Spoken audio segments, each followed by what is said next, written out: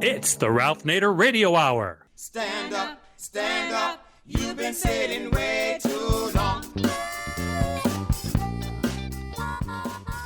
Welcome to the Ralph Nader Radio Hour. My name is Steve Scrovan, along with my co-host David Feldman. Hello, David. Hello. Great show this morning. Great show this morning, but you weren't here last week because you were in D.C. during the impeachment hearings with your colleague Triumph the Insult Comic Dog. Yes, we were doing something for Colbert, very funny. I got to meet a lot of young people working for senators and congressmen, and the impression I got was they come to Washington to build their resume. You don't get a sense that these young people working in the Capitol are there for any other reason than resume building. It was a little disconcerting. Well, interesting. Maybe we'll talk a little bit about that in the podcast version. And we also have the man of the hour, Ralph Nader. Hello, Ralph. Hello, everybody. Well, on the show today, we're actually going to be talking about two very important issues in the news: impeachment and the coronavirus. And actually, I'm not sure, but one might be a metaphor for the other. Our first guest is progressive firebrand and former congressman from the state of Florida, Alan Grayson. I remember Mr. Grayson's famous speech on the House floor where he described the Republican health care plan as, quote, "Don't get sick, but if you do, die quickly." One of my favorite lines. Not known to pull many punches, Mr. Grayson has written a book entitled High Crimes, The Impeachment of Donald Trump. And the book seems to echo much of what Ralph has said on this program about the many high crimes of Donald Trump: divided loyalties, corruption, conflicts of interest, emoluments violations, pervasive obstruction of justice, habitual abuse of power, campaign misconduct, sexual misconduct, tax evasion, and the list goes on. So we'll talk to him about that and probably a few other things, including voter suppression in Florida. Also on the show, we welcome back Dr. Michael Osterholm from the University of Minnesota's Center for Infectious Disease Research.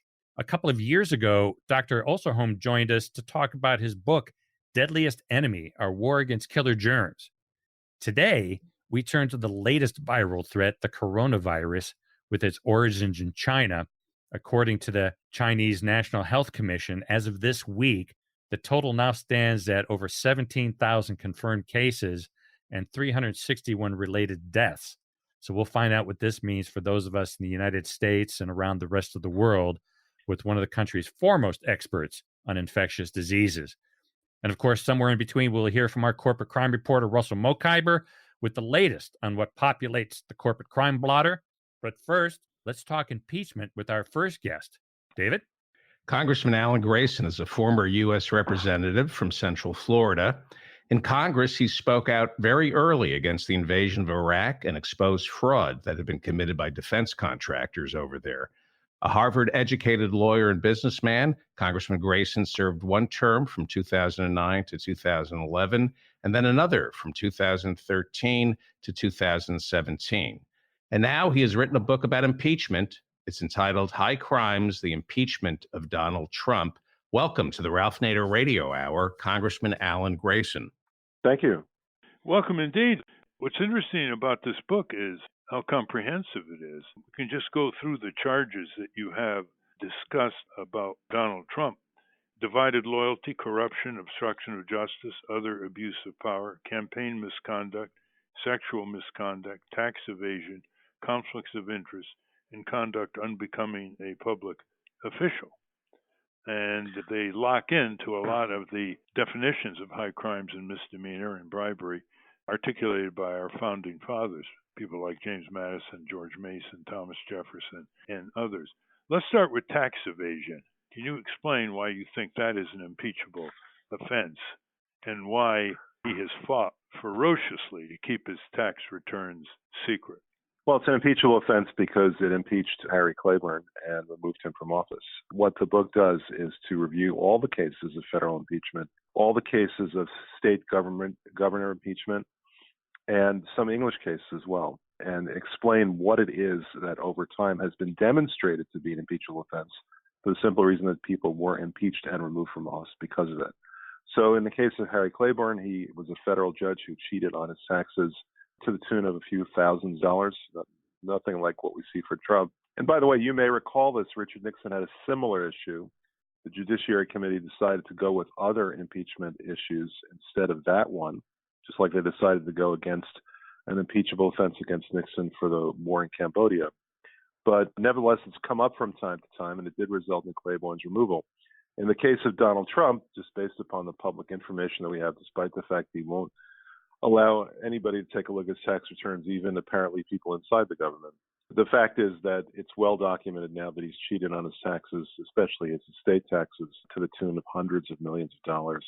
And if you can impeach Harry Claiborne for a few $1,000s, you can impeach Donald Trump for hundreds of millions. And in particular, you can do that for something that he did before he was president. It's clear, and in fact, it's happened in many cases, that people have been impeached for actions before they took office. We've had 3 vice presidents who faced impeachment, and every one of them was facing impeachment for actions they took before they took office. You would remember, for instance, Vice President Agnew, who was impeached for taking bribes before he became vice president.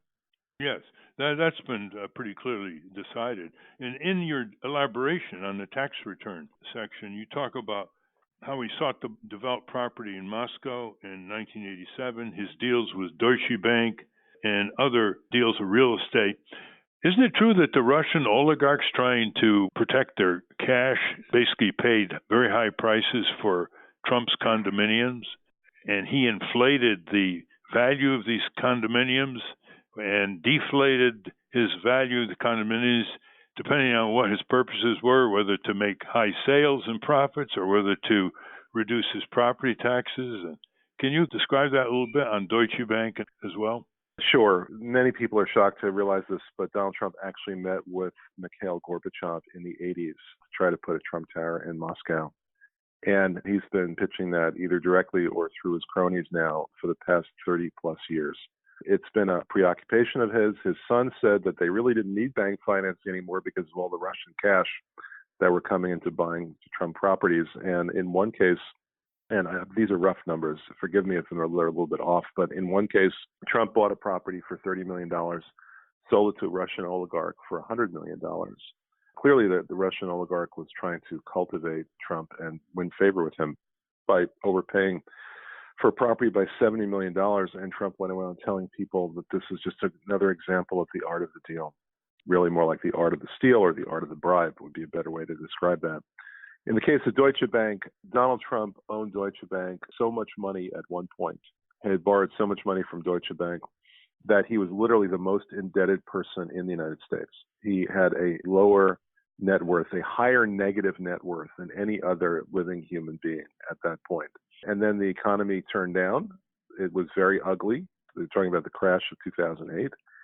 And Deutsche Bank sued Trump to get back his money. Trump countersued Deutsche Bank, blaming them for the financial crash. A very weak case, I would have to say. They settled up. He never repaid a large chunk of that money, and nevertheless, Deutsche Bank went back to lending Donald Trump billions of dollars. The Russians clearly have been stuffing money into Deutsche Bank and laundering it through Deutsche Bank. You don't have to wonder about that. They pled guilty to that and paid an enormous fine for doing that 2 years ago. It's amazing how the media hasn't really filed up on this. David K. Johnson has exposed this. James Henry, who was the chief economist formerly of McKinsey and Company, has raised this. What is wrong with the House of Representatives' investigative capability here? They have all these committees investigating, and Nancy Pelosi overruled some of the committee chairs who wanted more impeachable offenses sent to the U.S. Senate, throwing the Republicans on the defensive.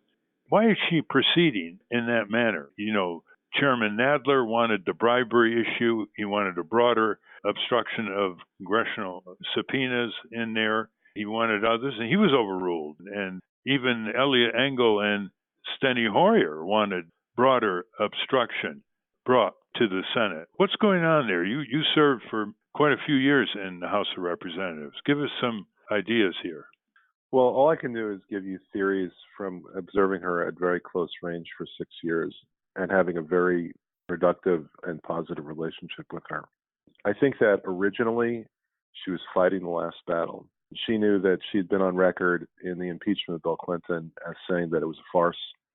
And when you make statements in a situation like that in real time, then 20 or 30 years later, they may not hold up too well. That's the way it works. So I think that having lived through the Bill Clinton impeachment and recognizing that it was entirely political, she had an urge to avoid a similar situation, even if it wasn't entirely political and entirely justified in Donald Trump's case. I think that's what was originally going on. I think that since then, she's been trying to find the center of gravity within her caucus. And, often she will lead. She led on healthcare. She was indomitable, even when virtually everybody in the Obama White House wanted to just back off. She said, no, we will get this done. So occasionally she will do things like that, but she doesn't feel that way with regard to impeachment. Instead, she is basically allowing the caucus to decide what to do. And you have some right-wing Democrats who are trying to drag the caucus in the opposite direction. She knows that she has to have basically the entire caucus behind her to put something like that up. She can't afford to win an impeachment vote by 219 to 216. That's not going to look too good. So she's trying to figure out what it is that she could get through the House with the entire caucus behind her, and that's why she's proceeding the way she is. Well, there's certain to be a situation where she has no qualms about saying, I'm quoting her now, about Donald Trump, he's a crook, a thief, a liar, he should be in prison, end quote. And in that case, if she wasn't worried about the so-called blue dog Democrats, a dozen of them, veering away from her support of broader impeachment offenses, her instinct would be to go all the way. She wanted to tie the Republicans up in knots. She used that phrase. But now she is viewed as a loser. I mean, she did get the impeachment through, but the Senate has acquitted Trump, and she's left with either another round of impeachment. There are some progressive members of the House who are saying he continues his impeachable offenses. It's not like Watergate's in the past. These are continuing impeachment offenses. He's boastful. He's arrogant. He's taunting Pelosi about not bringing more impeachable offenses when she has a majority and saying that's because they're all lies and fake news. Do you think that there should be a round two, bringing up some of the well-documented ones, what we call the slam dunk impeachable offenses, like defying more congressional subpoenas, as well as spending money in the executive branch not authorized by the Congress? What's your strategic view here, and what do you think is likely to happen? Well, I have sort of a legal view of this rather than a political view of it. I think that if the president of the United States is guilty of impeachable offenses, then those impeachable offenses should be brought as impeachments, and he should be convicted of them. Just the same way that you wouldn't let a murderer go scot-free, you wouldn't let an impeachable president go scot-free. That's how I see it. That's sort of the perspective of the book, to point out that when you have somebody who's doing the things that Donald Trump has done, impeachment is almost pedestrian. When you go through and you see the roughly 30 federal and state officials who have been impeached over the past 200 plus years in the United States, and you realize that Donald Trump is guilty of literally every single thing that anybody has ever been impeached for, you realize that there's both a legal and a moral imperative to hold him accountable, and the Constitution provides only one way to do that. So that's how I look at it. Other people like her may have a political perspective on it. I don't. I think that it's a case of justice ye shall seek, as Deuteronomy says. And the biggest responsibility right now of Congress is to clean the system out, and that involves defenestrating Donald Trump from office.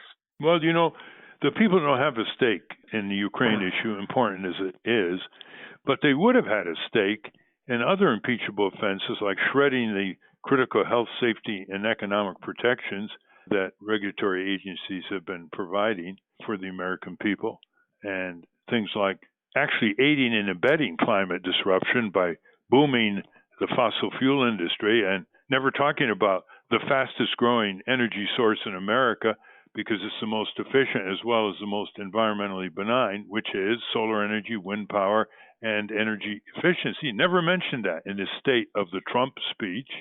He boosted the people who are producing the greenhouse gases that are leading to the climate disruptions, the tornadoes, the hurricanes, the wildfires, the floods, the droughts. So if she is waiting for public opinion to grow, Ukraine didn't change the needle. But her other impeachable offenses, which she agrees with in terms of evidence, would change the public opinion. And it's a catch-22, Alan Grayson. She wants a higher public opinion. She wants it in the 60s and 70s for impeaching and convicting Trump, but she doesn't put forward what Senate committees have already documented that give kitchen table interests to millions of Americans, patients, for example, and healthcare workers, for example, minorities, women's rights. So it's a real puzzle.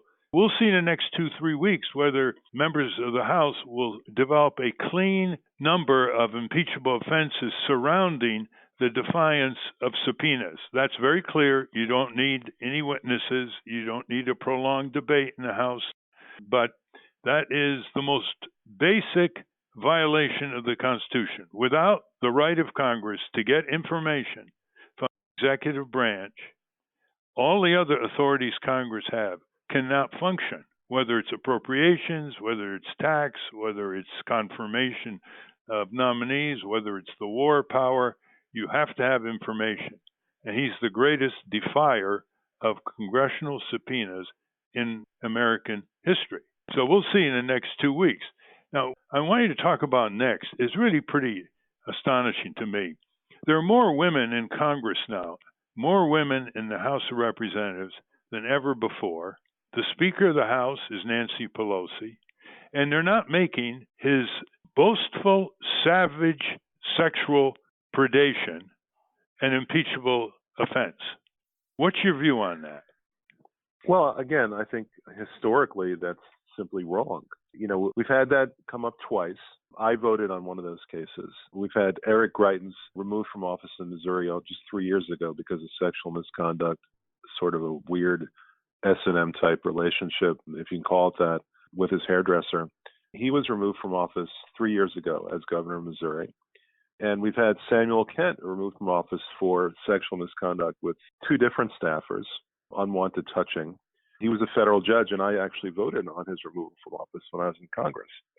So we've got Greitens crossing the line once. We've got Kent crossing the line with two women. And we've got Donald Trump up to the 50s now. And the latest count of the number of women, identifiable women who have stepped forward and said that Donald Trump committed sexual misconduct against me, is now in the 50s. And I think that what's holding Congress back is unfortunate. It's sort of, you can call it the ick factor. They just don't want to deal with it. This is why the Clinton impeachment hearings did not have Monica Lewinsky as a witness. Well, let's dig into this a little bit. The Democrats, led by Senator Gillibrand, pushed out Al Franken for doing 1% of what Trump has triumphantly boasted about. That's one. They pushed out John Conyers in the House. Both men were, for years, champions of women's rights. That didn't matter because it was overridden by their sexually inappropriate conduct in the minds of a majority of Democrats. Now they deal with the champion sexual predator in the White House. And we're talking here not just about torts, wrongful injury. We're talking about crimes. We're talking about assault and battery. We're talking about all the statutory crimes that are supposed to prevent perpetrators from attacking people.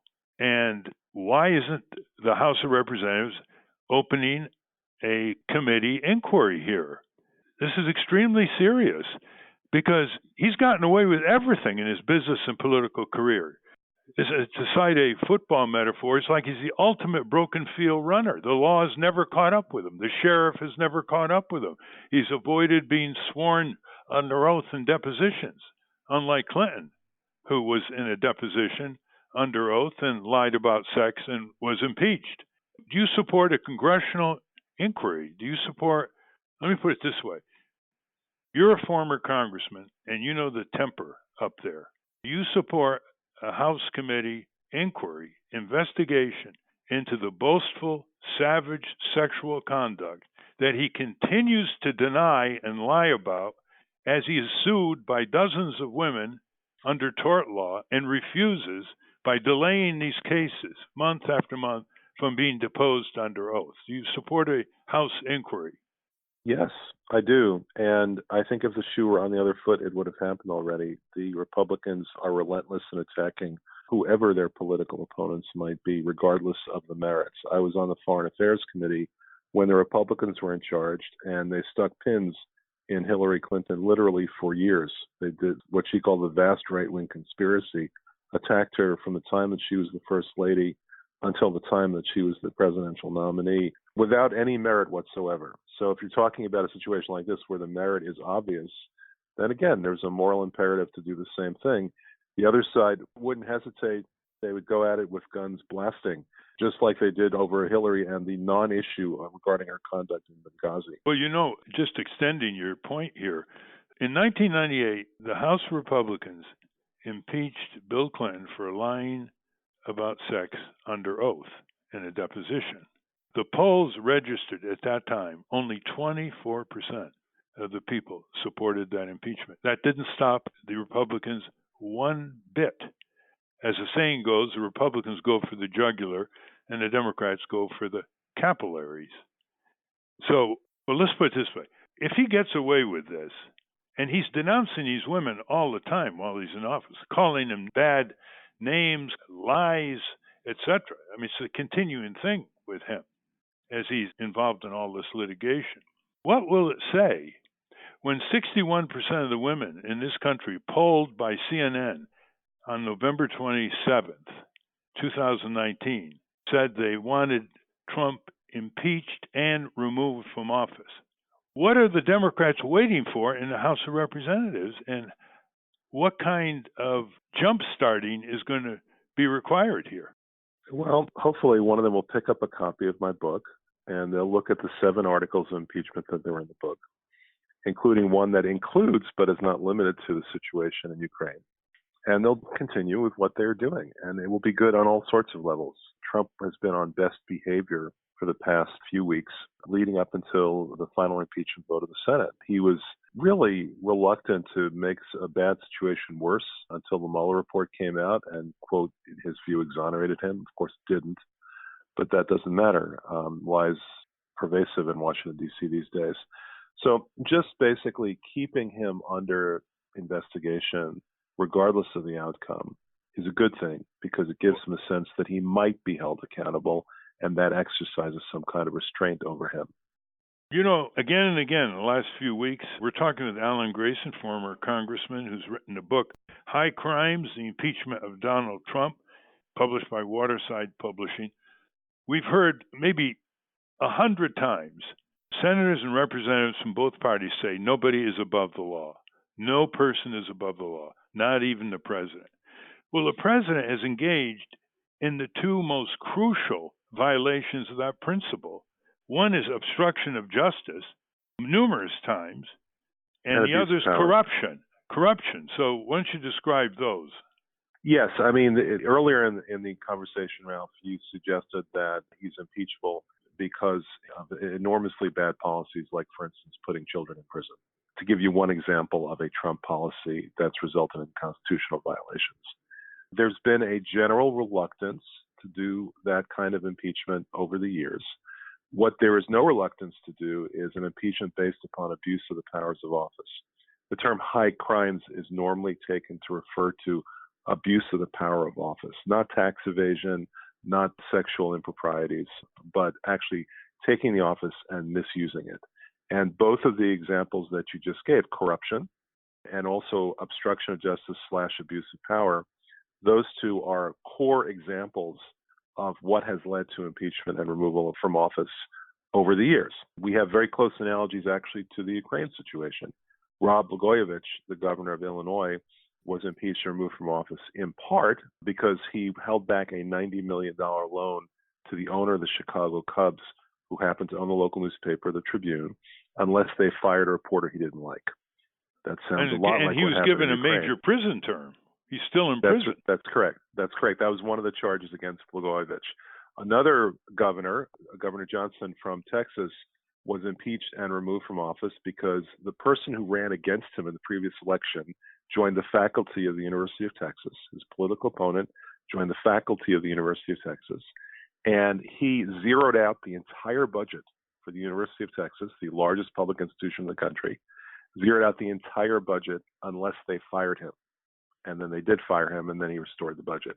That got Governor Johnson impeached and removed from office. Again, a little bit more visible than what we saw in Ukraine, but nevertheless an analogy. Those kinds of abuses of power have, in fact, gotten people impeached and removed from office, and Donald Trump has done it over and over and over and over again. Which you detail in your book, which has been detailed in terms of obstruction of justice by the Mueller report, 10 examples they gave, and the House of Representatives did not pick that up because Nancy Pelosi didn't want to bring in the Mueller report again. And it seems to an observer, Alan Grayson, that the Democrats way down deep are really afraid of Donald Trump. Number one, because they've done some of the same things. Number two, they're afraid of him singling him out with these disparaging nicknames that the press trumpets without any right of reply by the target of his nicknames.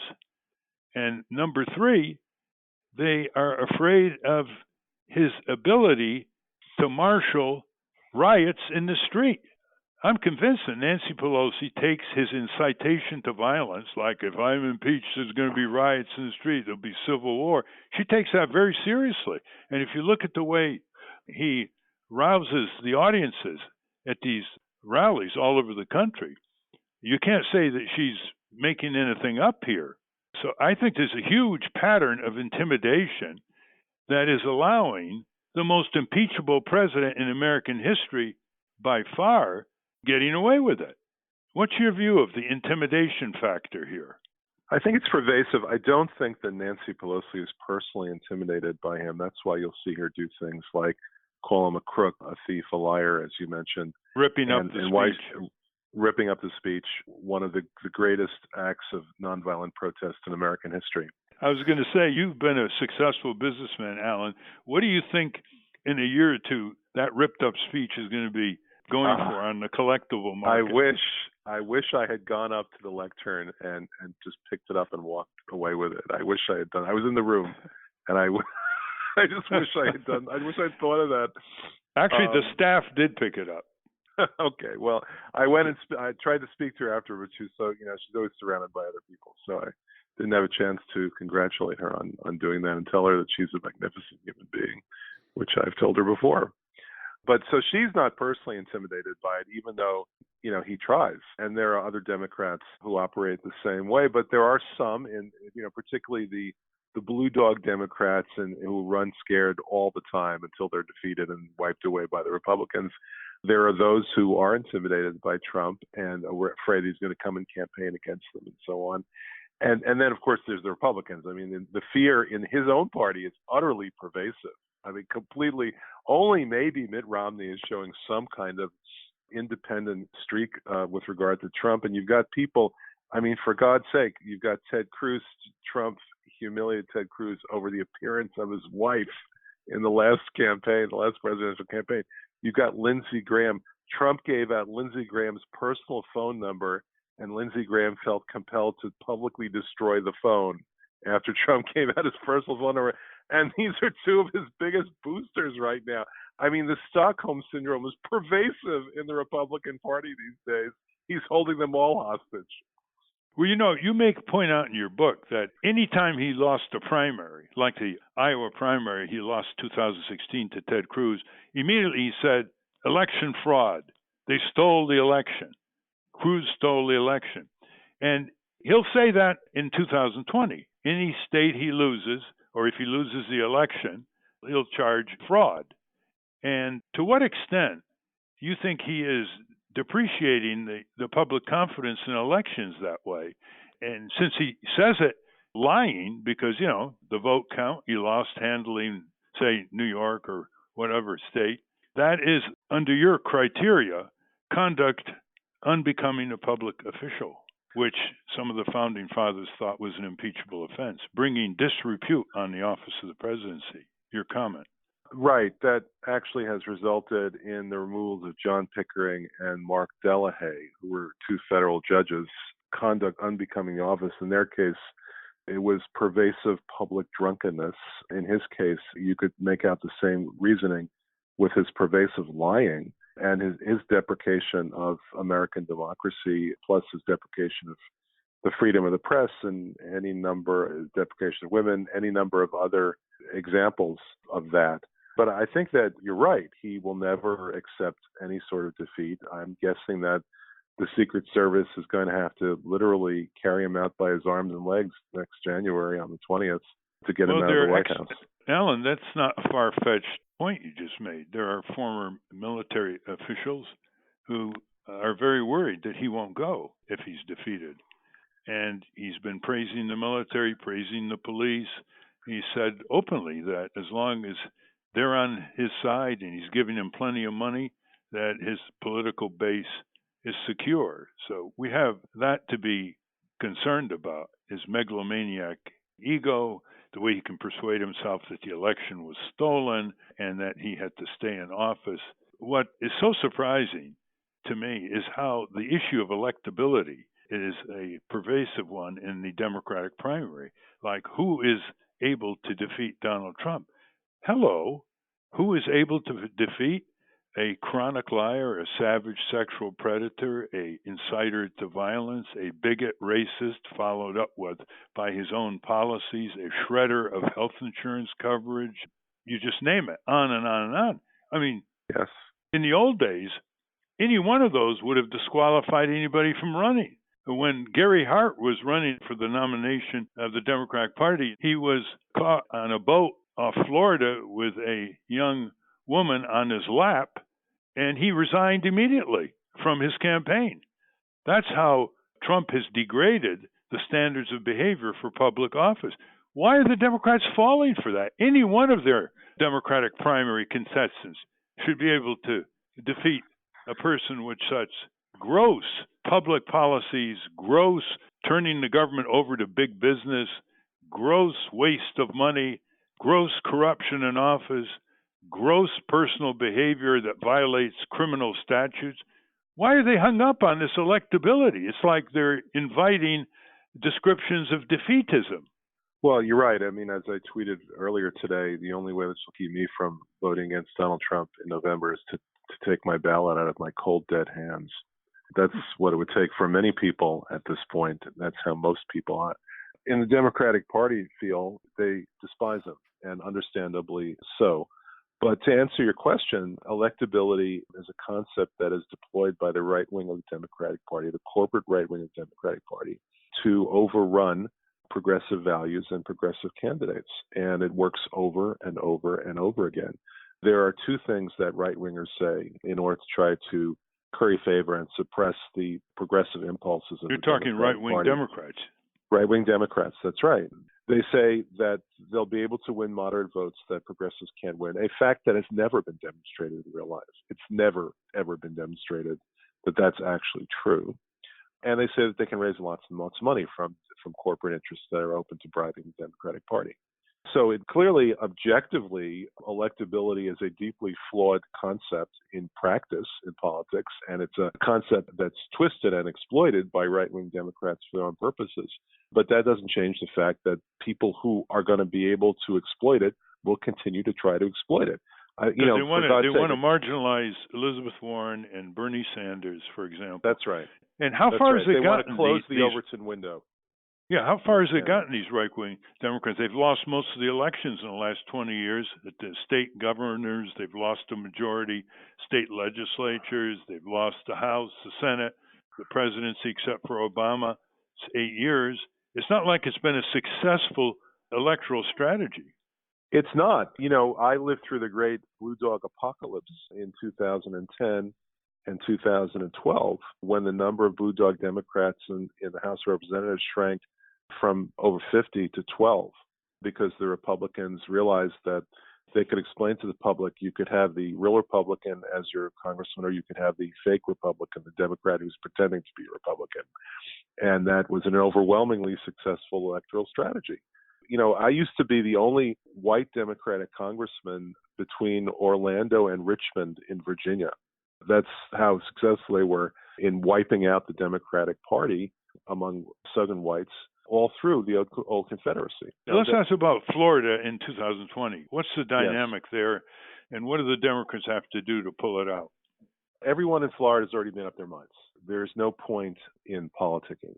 Florida is completely polarized as an electorate, much more so, I think, than other parts of the country. I think there actually are, for instance, swing voters in Alaska. I think that concept still exists in Alaska. I think there are swing voters in Nevada. But in Florida, you play for the blue team or you play for the red team, one or the other. Everybody knows which side they're on.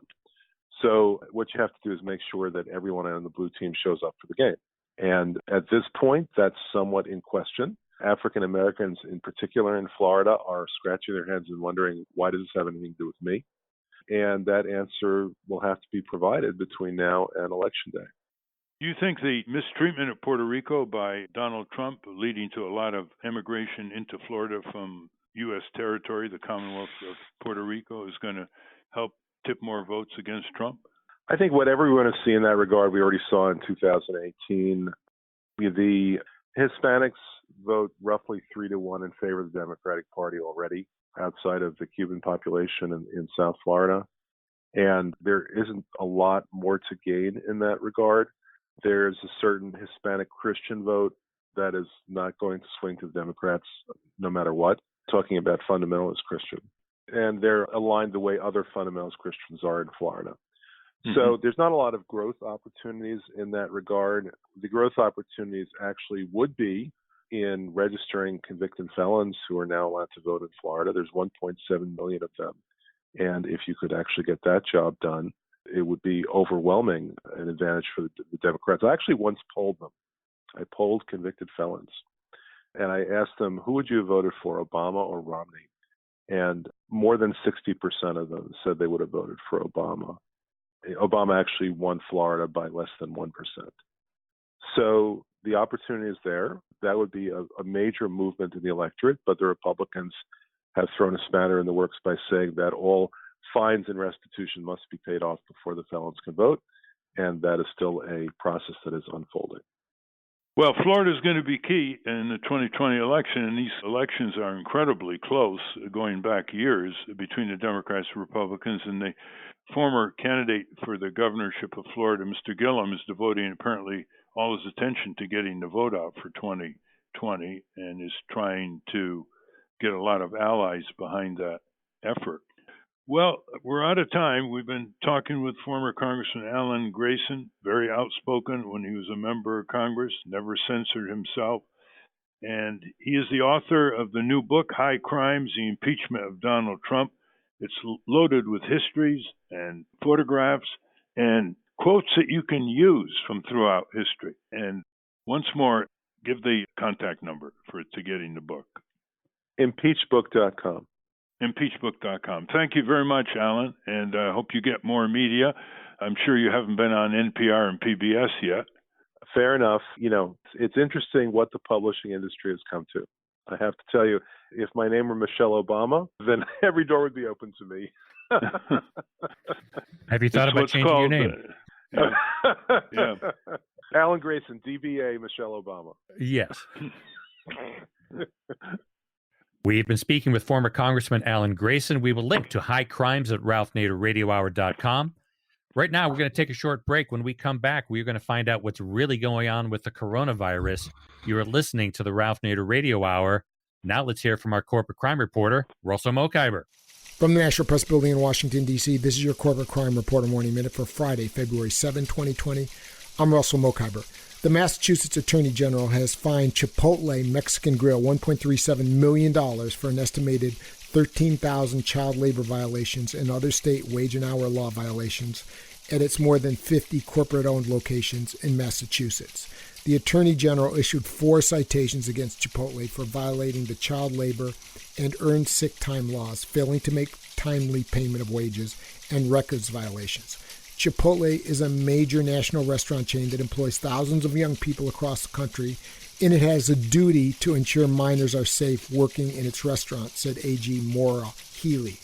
We hope these citations send a message to other fast food chains and restaurants that they cannot violate our child labor laws and put young people at risk, she said. For the Corporate Crime Reporter, I'm Russell Mokhiber. Thank you, Russell. When last we spoke to our next guest, he warned that infectious diseases were much more efficient than bullets and bombs. Now, he's here to talk to us about the real threat from China, the coronavirus. David? Dr. Michael Osterholm is a professor and director of the Center for Infectious Disease Research and Policy at the University of Minnesota.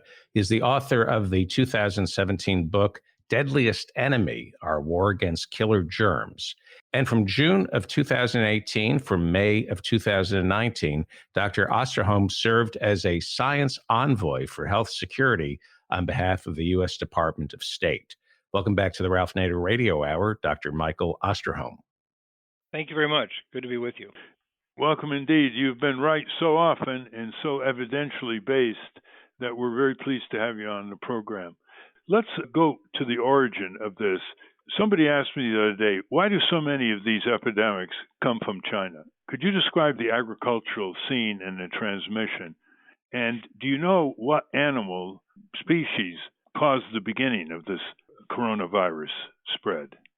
Okay, well, thank you, Ralph. And first of all, I just want to also congratulate you for staying on this topic. You have been really one of those people who has understood for many years that this is not going to end tomorrow in terms of the risk of infectious diseases. So thank you for continuing to highlight this. In terms of this situation in China, what we really have is 1.8 billion people who their food sources include lots of wild or game animals and exotic species like bats and animals that you and I would not have normal contact with. In addition, much of the processing of these, the slaughtering and so forth, occurs in the markets of these very crowded cities, which you're just creating the perfect mixing vessel for viruses and people and disease. In this case, we actually have really quite good genetic information on this virus, such that we can say with almost certainty this thing was like a lightning strike, probably in the last 2 weeks of November, when it jumped from an animal species to a human. As far as what that animal species was that caused the direct infection in a human, we're not sure, but this is a bat virus over and over again. So it's one that actually has been seen in a very similar form in bats in this very same area of China. So we're quite convinced that that's what happened. Once it jumped into a human, it was very efficient at transmitting by a human to other humans. And so that at this point, we are no longer really talking about the animal reservoir anymore or the animal source. Not that, in fact, that couldn't happen again, but it's really human-to-human transmission that's occurring that's really driving this entire situation now. And could it be mutating in a more virulent form as it courses its way through its human victims? I don't think we have any evidence of that, and of course must keep our eyes wide open for it. I think the thing that really is important here is when you look at coronaviruses, these types of viruses that get their name because they have so many spikes on them, they look like they have a halo around them when you see them in the electron micrograph. And what we have is a family of viruses for which there are actually several of the viruses that cause the common cold in humans. And they actually are seasonal viruses. They don't cause severe illness. Then you have on the other end of the spectrum, the SARS virus, the one that caused severe acute respiratory syndrome back in China in 2002 into 2003, then spread to a number of countries around the world. There we had 8,000 cases and 800 deaths before we were able to basically end that outbreak.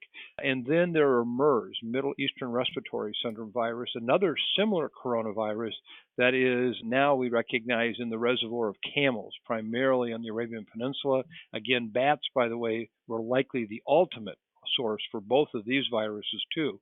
With MERS in the Arabian Peninsula has been a big challenge. There's been about 2,800 cases, of which 30% have died.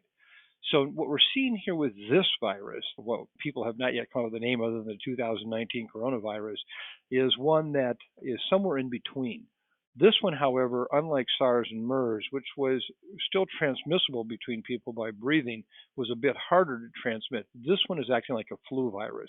What I mean by that is it's very dynamic transmission. It's already in at least 26, 27 countries, and they keep adding new ones every day. We're now talking cases in the many thousands, and that is actually really a function of just who is getting tested in China right now because they have so few testing locations and kits to actually do the testing. We suspect that there may be 75 to 100,000 new cases just this week in Wuhan, and it's clearly spreading through all of China. So this is a very, very dynamic transmission virus spread. The last time we saw something do this was the 2009 H1N1 influenza pandemic. The key issue here is how severe is the disease. And right now, it's about 1 to 2% of the population that are infected are dying from it in China. And I think that number is kind of held over the last 2 weeks. Lots of severe cases, many thousands of severe cases, causing great stress on the healthcare system. There was a very good article in this morning's Wall Street Journal that basically talked about that very issue and how stressed the healthcare system is. So I think at this point, we're going to see that unfold around the world. In a given bad flu season in the United States, we expect about 0.1% of people who get flu to die. This one may be as high as 2% or slightly higher, which is 20 times higher. So over the upcoming months around the world, you can expect to see what's happening in China, I believe, unfold in all those countries. Well, how can ordinary people figure out whether they or others have got the flu or the coronavirus? The flu epidemic in the U.S. has claimed over 20,000 lives just in the last few months. And how do they tell the difference? Well, and that is a very critical question and one that we're not well prepared to do today. As of this morning, today, the Centers for Disease Control and Prevention will be providing test kits to all the state health departments in a number of the large cities so that testing can be done locally. However, even that will still be limited until they can build up this reagents, the kind of chemistry that you need for the testing that would be available. At some point, we are going to be in a position where we're going to have to ask when a patient comes into the emergency room, because we don't want them to transmit to others, do they have the coronavirus infection or do they have another form of respiratory disease like influenza? We're just coming off the influenza season. It's still high in many areas, but hopefully we would expect it to see it start coming down in March.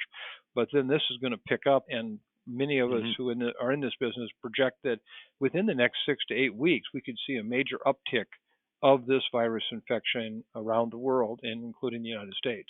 So it's not going to fade off the way the annual influenza epidemic fades off in March and April. Yes, we're in uncharted territory right now. No one's ever experienced a global epidemic like this of a coronavirus in the sense that says, okay, what's going to happen? So clearly, if enough people get infected, there'll at least be some short-term immunity, so it won't continue to transmit in that population. But that has all the makings of another 6 or 12 months of widespread activity around the world. It could well go into the summer and the fall. Absolutely. And some people said, well, but it probably won't do well in the summertime because of the fact that warmer temperatures and SARS ended in the summertime in 2003. And I would just say SARS ended not because of the weather, but because of the control measures we're able to bring to a disease that was not nearly as infectious as this one. I remind people that we see lots of MERS in the Arabian Peninsula when temperatures are 110 degrees. So you can't say that, in fact, it's just temperature. So unlike seasonal flu, which tends to follow the winter months of the northern and southern hemispheres, I think this is going to be more like a pandemic strain of influenza where that can, for the first year, be a problem year-round. And I don't see anything that's going to change this from doing the very same thing. And people are going to say, is a face mask advisable? What kind of face mask? And when should they put it on their face? Well, at this time, we're going to have a very limited supply of the type of face mask. I hate to use that term because it's in our business, it's called a respirator, surgical mask, or the loose-fitting types of material that you put over your face that you see many people walking around with. They are largely useless in terms of stopping the transmission of a virus caused by an aerosol. And this is one we believe is in large part transmitted by an aerosol, just people just breathing. And so what you want is the type face-fitting kind of respirator that you can get in the medical area, but also even at your hardware stores. They're available in terms of dust control, and those will be the ones that will be most effective. We're going to run short on these for sure. And we're hoping that the only people that plan on using these are those in the healthcare setting that need to take care of patients, people who are in the household with known infected people, and not have people just wear them around when there is not a major risk of disease, because what they're going to be doing is using up a very limited supply of these that we have. Even if manufacturers today were able to deliver 110% of their manufacturing capacity, we will never, ever have enough. And that's going to be one of the challenges we have as we go into the healthcare arena with this virus. What's the exact name of the surgical? mask? Actually, it's just called an N95 respirator, and you can buy them at any hardware store, pharmacy, and there are special ones for the medical area that actually are resistant to fluids like blood and so forth. That's not necessary for these here. But again, I would say to the consumer, you shouldn't need to wear these unless you're out in a public space, which we hope that people who are sick or infected won't be out in those spaces. And we desperately need to have them on our healthcare workers who are, basically walking into a viral machine gun every day. And those are the people that we surely want to protect as much as we can. So we hope to have them for them primarily. Well, since so many of our active ingredients in pharmaceuticals, I heard the figure 60% are produced in China and India and exported to the U.S., and so many of our drugs are produced in those laboratories in those two countries, which are not really under strict Food and Drug Administration inspection. Are these equipments that you're talking about produced in China? Actually, some of them are. Fortunately, we actually have a fairly good capacity in the United States to produce these respirators. That's good. But you hit on a very, very important point. This week we've seen Hyundai shut down its plants, car manufacturing in South Korea, as a result of an inability to move critical parts from China. Our group here at our Center for Infectious Disease Research and Policy has actually been involved with the study for the past year and a half, where we're actually trying to develop a system for tracking all aspects of drug production around the world, meaning everything from the chemical compounds that make up the drug, or what's often called active pharmaceutical ingredient, to just where is it made. And we brought together a group of international experts over the past months and have developed a list of 153 critical life-saving drugs that we must have within hours or people die. What's on the crash cart? What's in the emergency room? What's on the rig, the ambulance? And of those 153 drugs, all of them are generic, and many of them have critical production aspects in China. Roughly 80% of all the antibiotics made in the world are made in China. Do we manufacture any antibiotics in the United States? Very little, very little. Isn't that a national security issue? I've been raising this for years, Ralph. In fact, I think the last time you had me on this show, it was after I'd written a New York Times op-ed piece about really strategic defense also has to take into account the microbes and raise the fact that these vaccines and antibiotics and so forth are as absolutely critical to us as our missiles and bullets and so forth, and yet it gets absolutely none of the same consideration for our strategic welfare. That's because it's corporate managed trade run rampant. Lack of federal regulation telling these drug companies, hey, you can't export all your production over to China and India and other countries that are crucial to our national security, our public health. We're not going to give you any kind of tax benefits, and if you don't do it, we'll do it. You remember years ago when the second leading cause of hospitalization in Vietnam for our soldiers was malaria, the Department of Defense couldn't convince the drug companies to put research in vaccines, so it established its own drug company in Walter Reed Army Hospital and Bethesda Naval Hospital, and they produced 3 out of 4 of the new anti-malarial drugs at a tiny fraction of the cost that the drug companies are claiming. So what's your position on this? How long are we going to be held hostage by the pharmaceutical giants and say, okay, Uncle Sam will do it if you don't do it? Well, and that's a very good point. A couple things. First of all, one of the problems is none of the pharmaceutical giants are involved with this. They have basically sold off all these non-patent drugs, and these are basically being made by these small intermediary generic drug manufacturers, many of them which are actually based out of China. So we don't even have you might say, a free market incentive to have anybody make them. And that's one of the problems we have is we have shortages of them now because people just aren't even making them, which, would make you think that there's no profit at all to be made in them. As far as the government, I think you're right. Some of the successes have been there, but we also have had some real problems with the feds trying to make vaccines and drugs, and there's just lack of expertise.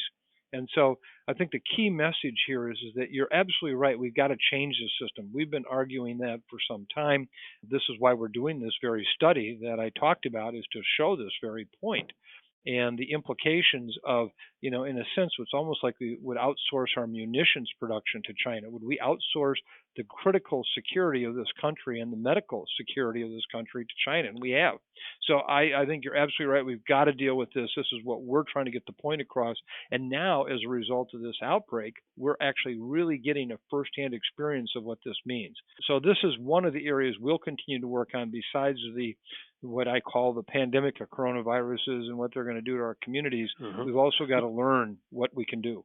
On that point, let's go to our first line of defense, the Centers for Disease Control and Prevention in Atlanta. Its $7.2 billion budget is equivalent to 3 days' expenditure by the Pentagon, the Department of Defense. Tell us, what kind of increased capacity should the Center for Disease Control have? How many inspectors do they have in China in terms of early alert? And how would you shape the budget of the CDC? Well, first of all, let me just re-echo what you're saying. You're right on point, and this is worthy of an entire afternoon of discussion.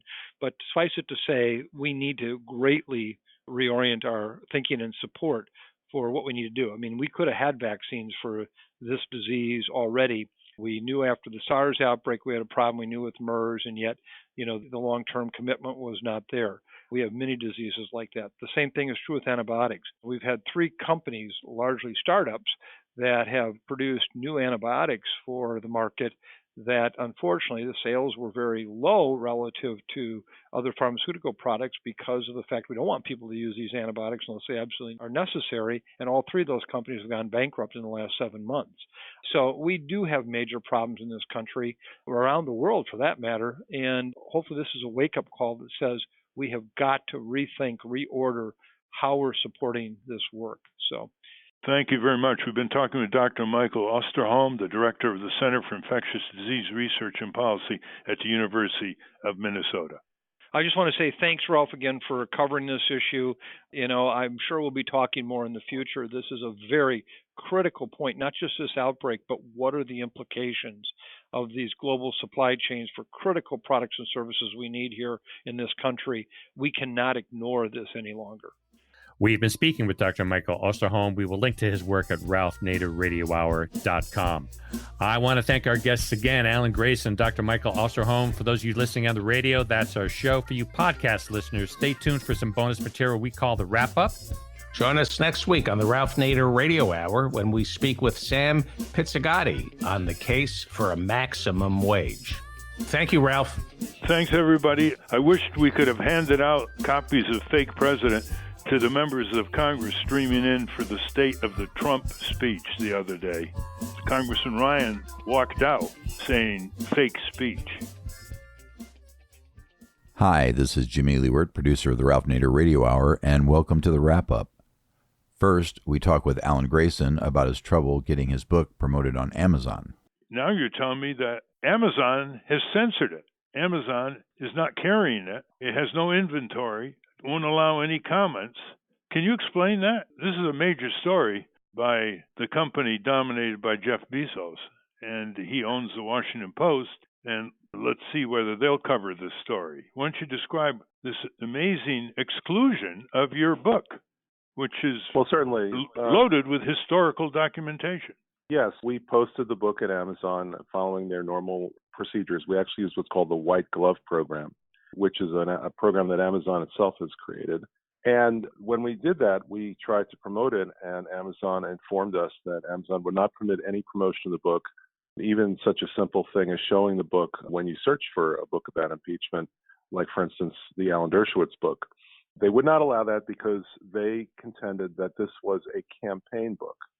I explained to them it's not a campaign book. My publisher explained to them it's not a campaign book. It's an historical review of impeachment, including the very current situation where we have a president gone wild with all sorts of impeachable offenses. They did not relent. They remained completely and firmly against any visibility for the book. Well, this is astonishing. In other words, you can't get your book on Amazon. Is that what you're saying?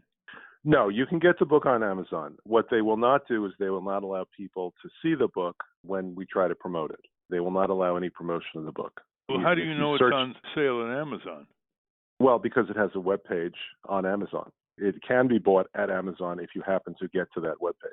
But other than that, it's not purchasable. What we did to make this somehow feasible for people who hear about the book is we created a mock website called impeachbook.com. And that mirrors over to that specific webpage where Amazon has posted the book. But that's a desperate measure. Let's face it. We shouldn't have to find it that difficult. And it is disturbing that Amazon has drawn this line that they won't let an exposure of Donald Trump's nefarious schemes be publicized. But if you're talking about the Dershowitz book, that's fine. What's this about a campaign book being shoved aside by Amazon? There are going to be a lot of campaign books. Leading presidential candidates put out quickie books. I'm sure Trump will put out a quickie book. Are they going to do to them what they did to you?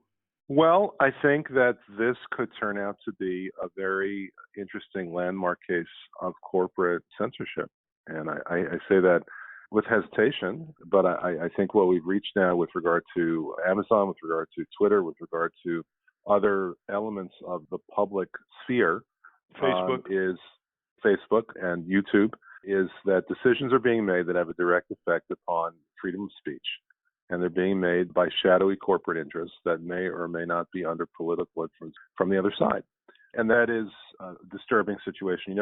Years and years ago, Ralph, you may remember that the Supreme Court said that people had a constitutional right to stand on the sidewalk outside of shopping centers and exercise their right to freedom of speech, even though they were private property, the sidewalks outside of shopping centers, because that's where people were. And the Supreme Court recognized that you could not effectively privatize freedom of speech. Now we're going to see the same issues come up regarding Facebook, regarding Amazon, regarding other areas where people loiter and express themselves. People need that opportunity now to do so by computer, and corporate interests have taken over our means of communicating by computer. Well, listeners are probably wondering, why can't you sue Alan Grayson? Why can't you sue? Well, under the First Amendment, you can't sue unless it's state action, unless it's government censorship one way or another. And we now have the corporate government, the big corporations like Amazon and Facebook, making decisions at a level of dictatorial impact that could be classified as the equivalent of state action, especially when you look at the market share of Amazon in the book market. It has well over half of the online books and over 40% of the print book market. It should have been exposed to antitrust prosecution under those guidelines alone. Are you going to file a suit to try to get a decision similar to the mall decision? The big malls that people go to, they've been, as you say, they've been designated as vulnerable to First Amendment lawsuits in terms of picketing, as peaceful picketing or distributing pamphlets. Well, good First Amendment lawyers cost money, and the book's margins are already razor thin. So I can't really economically justify a lawsuit like that. Maybe the ACLU could, but I can't. Now, David and Steve get in on the discussion with Alan Grayson. Steve and David, do you have comments for former Congressman Alan Grayson, the author of the book High Crimes, which I hope, Alan, you will send copies to the Democrats in the House of Representatives? Yes, the book is available at the website impeachbook.com. It's impeachbook.com. Steve, David? Right.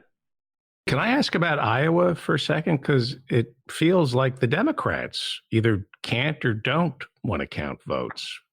Will we ever be able to count votes in this country? Yeah, I don't think that anybody's going to remember that by the day after tomorrow.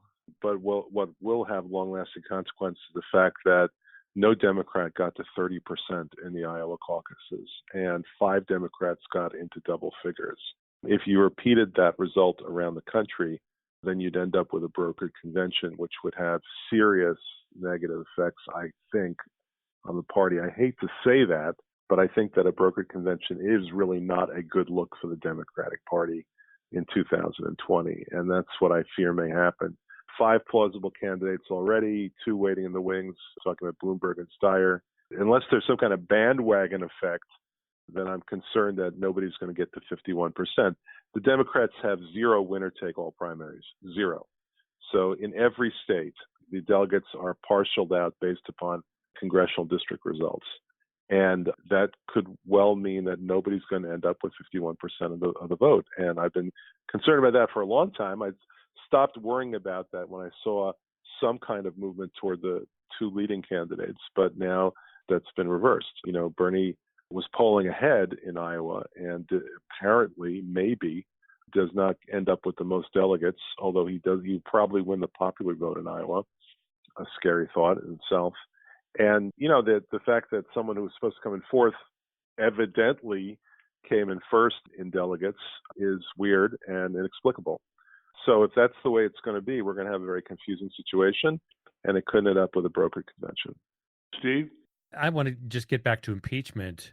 Doesn't this process prove that no matter how many impeachment charges you threw at Donald Trump, this Republican Senate was going to acquit him? They essentially said, yes, he did it, but we don't care. Well, historically, that's not true. I mean, there have been impeachment proceedings that were politicized, and there have been impeachment proceedings that were not politicized. And you don't know until you actually present the case. It's safe to say that if you presented a political charge against Donald Trump as an impeachable offense, then that would end up being politicized no matter what. It is not safe to say that if you're talking about other kinds of impeachable offenses that involve personal misconduct that's blatant and makes someone unsuited for the office because you're abusing the power that you have. I'll give you one example of that. And it's not the best example. It's just one that happens to come to mind. Donald Trump secretly met 4 times with the Postmaster General and demanded that she jack up the rates on Amazon because the owner of Amazon is the largest shareholder in Amazon is the owner of the Washington Post. It was never put on his calendar, but he met with her face to face and made that demand 4 times. If you're a Republican in the Senate and you look at that situation, that's pretty hard to explain, and it certainly looks like an abuse of power. There's any number of different examples I could have given apart from that one that would indicate that there's certain things that are very difficult to depict as R versus D or red versus blue that are just objectively misuses of the power of the presidency. And for those, I think that at least some Republicans would peel off. And the fact that they would be exposed to the public that way could lead to the public demanding that. Nixon left office when the percentage of impeachment, people who wanted him impeached in the polling reached 58%. In the case of Trump, we were right around 50, 51, 52. At some point, the Republicans might feel enough public pressure so that they would have to cave in and give in against their political interests, perhaps, but they'd have to give in because that's just simply what the public demanded. Frankly, I was a little disappointed that the Democrats did not make a bigger effort simply to get people to show up, stand outside the Senate, and demand that Donald Trump be removed. That's what the Republicans did during the so-called Tea Party, and the Democrats should have done the same thing now, particularly with, according to many polls, more than 50% of the public behind his removal. Even without the kitchen table impeachment offenses being sent by the House of Representatives to the Senate. So there is a lot of potential for those polls to go up. And now Ralph answers some listener questions.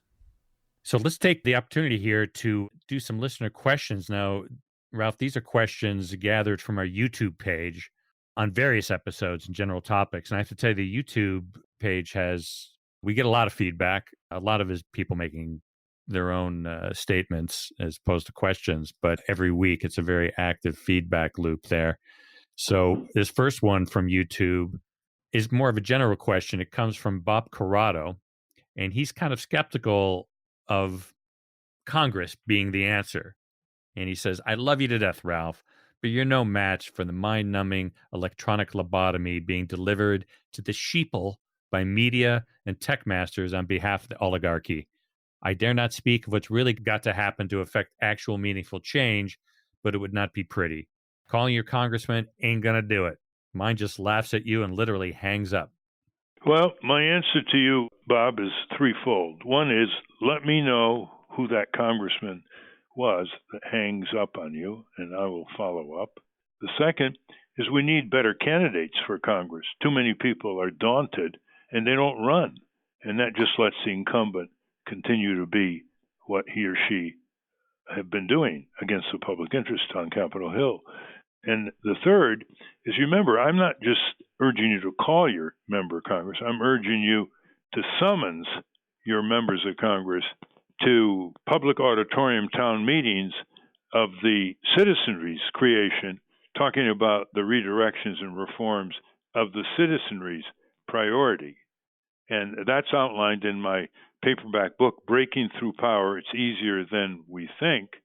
And the actual summons, whereas, now therefore, is actually written there. So you can just fill in the blanks.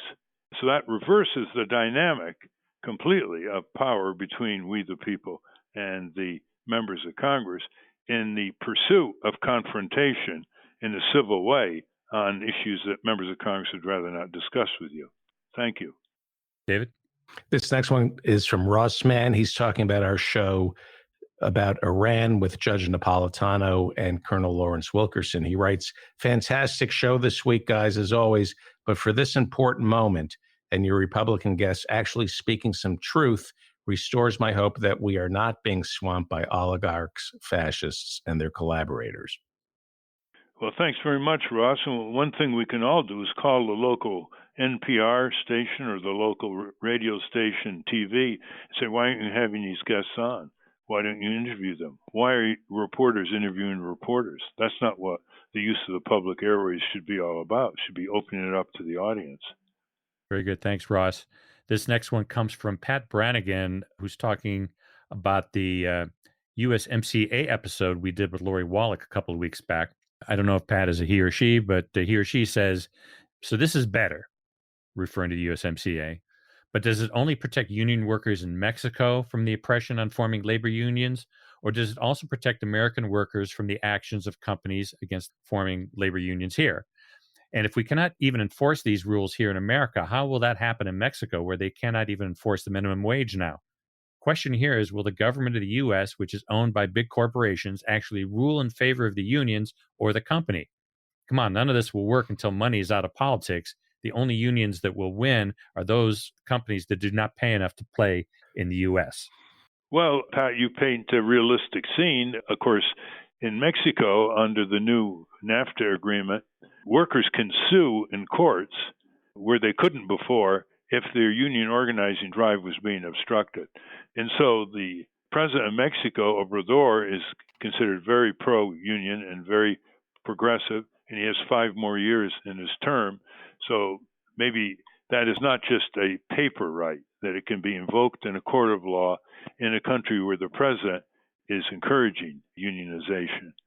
As far as the U.S. is concerned, you know, we have under the Wagner Act in the late 1930s a right of collective bargaining and to form unions. And it is a never-ending fight about who controls the National Labor Relations Board in Washington. Is it tilted toward management? Is it tilted toward labor? Suffice it to say that we're down to the lowest percent of workers unionized in the United States in the last 80 years. We're about 10.5%. That's including private and public. And so there's a lot of law that isn't being enforced, a lot of bad laws like Taft-Hartley Act of 1947, the most anti-union statute in the Western world, not being raised by the presidential candidates for repeal. Very good. Take the next one, David. This next one comes to us from Wendy Gantos. She's talking about the self-driving vehicles with Joan Claybrook episode. She writes, did I miss something, or was there no discussion of the elephant in the room, which is responsibility for civil and criminal liability for the actions of the vehicle? Unless some laws have changed about self-driving vehicles in the last 5 minutes, or sentient self-driving vehicle computers are recognized as a person, there is no escaping the liability for the human driver's seat occupant. The question comes when and if fully self-driving vehicles are sold, regardless if they actually work reliably, then when no human is in the driver's seat, whom do you hold responsible for damages? And then there's I guess it's a Latin phrase, re ipsa loquitur? Locator. What does that mean? The thing speaks for itself. Well, the liability can be by the manufacturer for manufacturing a defective design and or construction of the self-driving vehicle, which we're not going to see completely autonomous for many, many years. The dealer could also be held responsible if the dealer had a role in the negligent the negligent operation of the engineering in the vehicle, and less likely the owner could be liable if the owner consciously tampered with the engineering of the vehicle, leading to a crash and a casualty. Those are the three. The insurance companies would be involved, of course, on all three as well. Thank you for that question. And these last two things are not really questions. I just want to read them. No need to comment if nothing strikes you, Ralph. But Letitia Cortez writes, NPR and PBS is corporate like CNN, MSNBC. That is why I listen to the Ralph Nader Radio Hour every week. I wish you guys were on every day. And Joan Tron writes, Ralph, hire me. I just wanted to let you know that, Ralph. Well, nothing else to say. They speak for themselves. Yeah, what was the Latin phrase? Res ipsa locator. There we go. Okay. The thing speaks for itself.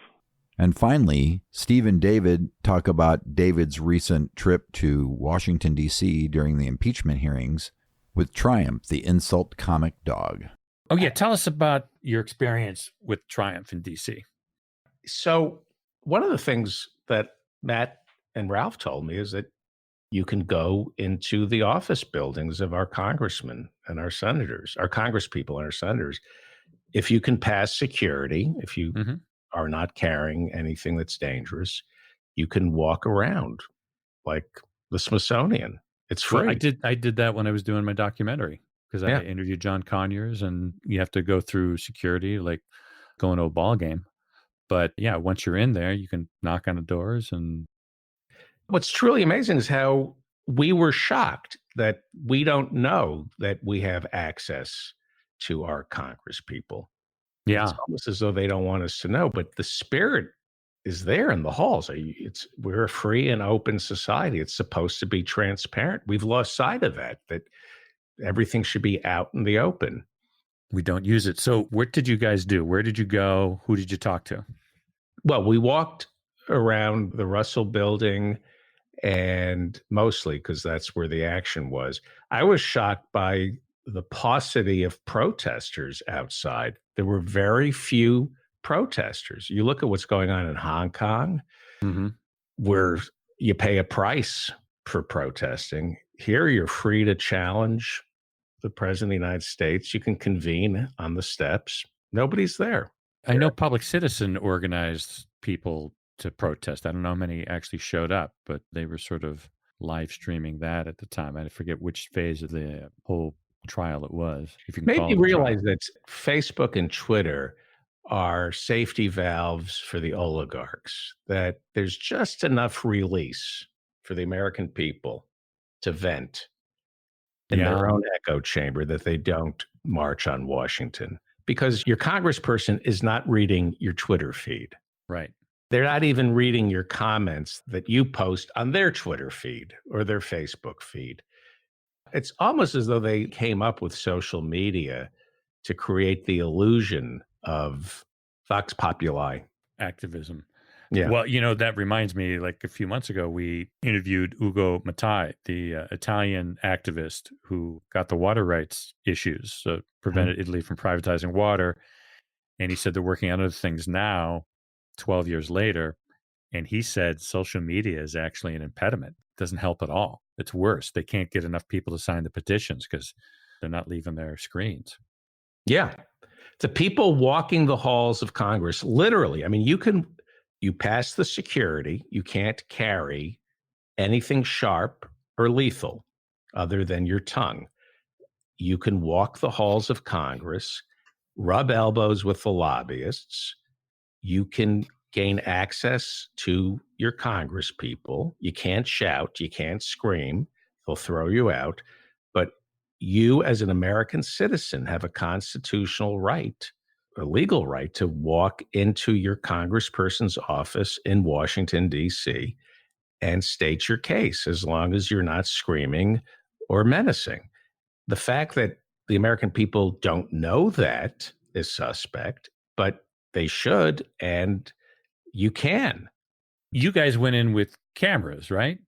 Yeah, you're not. Oh, I was doing this for Triumph, the Insult Comic Dog. We were covering it for Colbert, and we get extra access because It's comedy, it's entertainment, and it's fun. And we're not You've called ahead.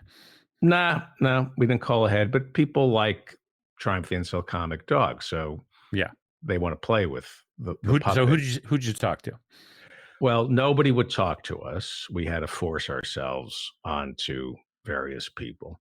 Mm-hmm. The Mitt Romney people, the staffers, Yeah. could not have been nicer, friendlier. They let us into their offices. They're sweet. They're kind. Don't meet your enemies. They always say, don't meet your heroes. I always say, don't meet your enemies because you'll end up liking them. Not that Mitt Romney, actually, I don't understand like why they're there. Like they're very sweet people, kind, generous. We got into a little trouble with the Capitol Police. They helped us a little. They're very, but like why are you here? Like I didn't understand what these young people were doing in DC. Like, why are you here? You know, other than building your resume, the Kennedy caucus room in I believe it's the Russell building. It's historic. It's where the Army McCarthy hearings were held. It's where the Clarence Thomas hearings were held, Watergate, Contragate. All the big hearings are held in the Kennedy caucus room. Rarely are there hearings inside there. It's used primarily to be rented out by lobbyists to host parties for the Senate. And the liquor is free. It's free liquor and free food. And yeah, it's people in suits walking around pouring liquor. Now, you sent me something that Lindsey Graham was speaking to reporters, and Smigel had a sign in Triumph's mouth that held up behind him and said, "We'll lie for rubles." Right. and then he was escorted by the police out of the frame. Well, I had to do that. The Capitol Police kept shutting us down. So they shut Robert down. And so he gave me the puppet. So I stood behind Lindsey Graham and held it. And then I got detained by the Capitol Police, who cannot be nicer, more professional. My experience was that if you are not menacing, that they appreciate a little protest. That if you're doing it within reason, breaking up their day, you're breaking up their day. And I kind of imagine how Medea Benjamin does it from Code Pink. Yeah. You know, it's a pantomime. I'm sure she goes and, "Hey, how you doing, Sal? Good to see you. Yeah. Easy on the left shoulder. The bursitis is acting up. If you want to pull me." You know. Well, when I was doing An Unreasonable Man, I talked to an activist out of Harrisburg, Pennsylvania. His name is Gene Stilp, and his specialty were these big inflatable float type things that you could use in protest, like a big pig and things like that. And he would do a lot of this stuff in his hometown of Harrisburg, which is the capital of Pennsylvania. And he knew the police there very well. And so he'd show up with an inflatable, planning to get arrested. And they say, "Okay, Gene, what time do you want us to arrest you?" He says, "Well, probably, give me a couple of, 6:30, because I got to make it back for something, How the wife, the kids. It was all My son has the soccer match. Yeah. Shelley and I are going to a protest. Actually, by the time this airs, it'll have passed. But one of the Jane Fonda fire drills, we were asked by Annie Leonard from Greenpeace, who's also on the board of Public Citizen, to join them in front of City Hall. And we're probably not going to get arrested. She said the LA cops don't even bother, but you have to fill out a form. And I didn't even look at the form, but you fill out a form before you're going to get arrested. And I don't know whether it's just a liability thing or whatever, but it's all very, very formal and very sort of civil. Yeah. Civil disobedience. The thing that I came out of after spending a week in DC and walking around the halls is you got to know what you want. If you don't know what you want, then you make these statements and then the police grab you and then you think, "Oh, okay, I want to get arrested." Or if you know exactly what you want, then you don't get arrested unless you want to get arrested. Give me an example. What do you mean, knowing what you want? Well, there was a moment when the police detained me and I had to figure out what I wanted as they were putting, my hands behind my back. And I thought, well, I'm working here for Triumph the Incel Comic Dog. What do I want? Do I want to get arrested? Do I have issues with my mother and father and authority figures? Do I want to prove something to my children? No, I'm working. I don't want to get detained.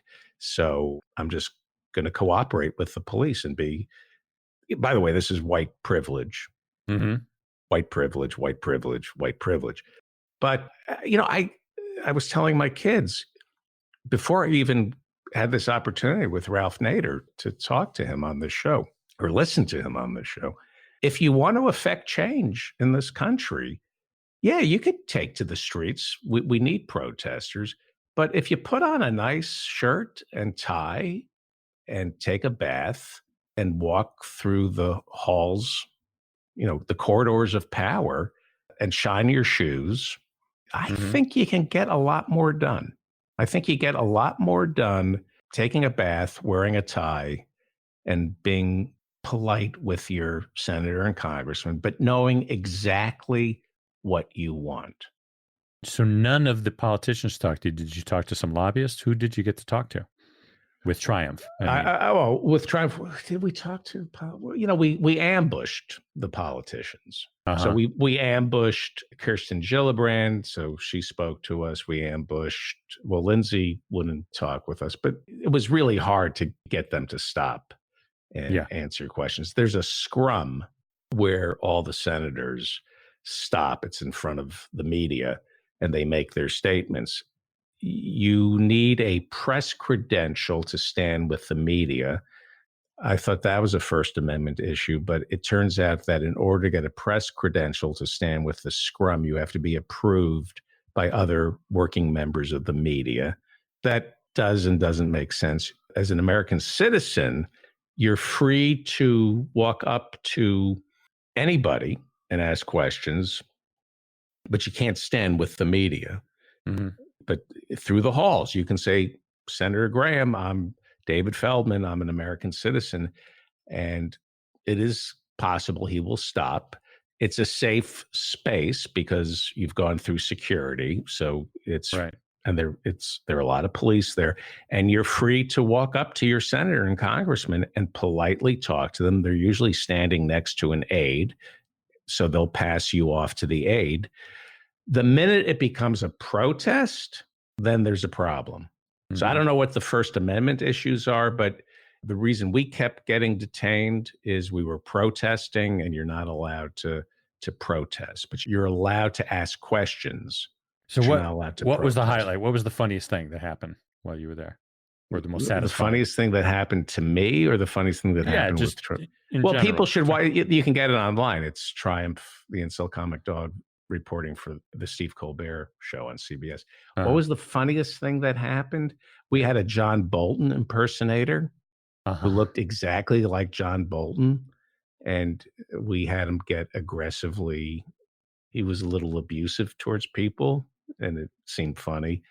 Triumph wearing costumes is always funny. He was trying to sneak into the Congress to deliver pizzas. It's a little puppet dressed as a Domino's delivery guy. That was hysterical. He dressed up as a pharmaceutical lobbyist. That was funny, trying to give drugs to the senators.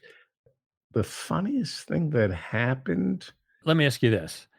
When you guys, and this is, a little, pull the curtain back a little bit, is when you guys decide to go down to DC, what is your game plan? How do you approach? Okay, you're loading up Robert, who's the voice of Triumph, with probably a bunch of lines, depending on who you're going to encounter. And how do you game plan for your assault, so to speak? You want to create chaos. So like we hired guys to dress in tracksuits and pretend to be Russians. We come in with minor stunts to create chaos, to distract people. The John Bolton impersonator, for example. And when there's a little chaos, then Triumph can jump in. You don't know. You just go there and you kind of find out. You just shoot and see what you got. It's chaos. And you're kind of standing by and feeding him lines, writing on little note pages, whispering. Yeah, well, he has writers. It's Smigel. Smigel's a comedy genius. Yeah, I mean, he is. I mean, but he's a dog, and so a dog knows that you have a treat and you're hiding it from me, and I will do anything. I'll behave any way I possibly can so you will give me that treat. That's how Triumph thinks. That's how smart. I mean, that's how we're there. We know that somewhere there's a treat, and we just have to. We're dogs, so we'll just do, and occasionally we'll snap and then go into the corner. But it's a dog. It really is. You have to think like a dog while you're there. Yeah, that's cool. Think like a dog, act like a dog. That's how. But again, it's like Ralph says. This was for, I'm not being self-serving here. This is comedy, which accomplishes nothing. In fact, I happen to think comedy may actually be bad for the political process. I actually think it trivializes the severity of it. Yeah, that should be another discussion. Yeah, it's another safety valve. It creates the illusion that the people in power are scared. Mm-hmm. And it doesn't accomplish anything other than make people laugh and ease the pain. And maybe the pain should be there. And anyway, yeah, it's easier than you think, as Ralph said. I mean, you walk around, and this is what I didn't get to tell Ralph, because Ralph always says it's easier than you think. It's easier than you think. And the crew, we were walking around, and all the writers and Robert, our jaw dropped. It's so easy to gain access to our government. Where is everybody? Mm-hmm. Where is everybody?